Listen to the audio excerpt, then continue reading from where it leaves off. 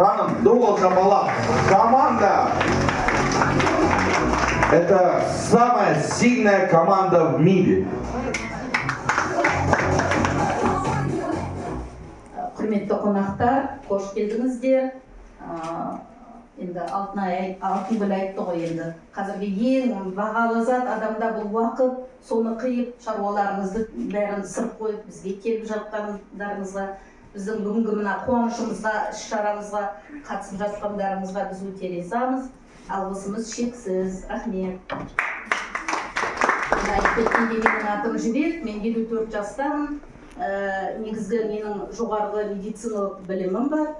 Фармацевтика саласында мен 26 жыл еңбек еттім. Соның 22 жылын осы біздің қаламыздағы медицина мекемелерінде біздің қалаға танымал белгілі дәрігерлермен мен тығыз байланыста жұмыс істедім.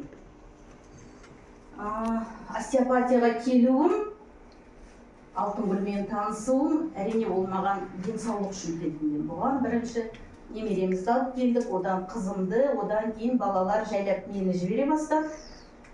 Менің түсінігімше, енді остеопатия басында маған менің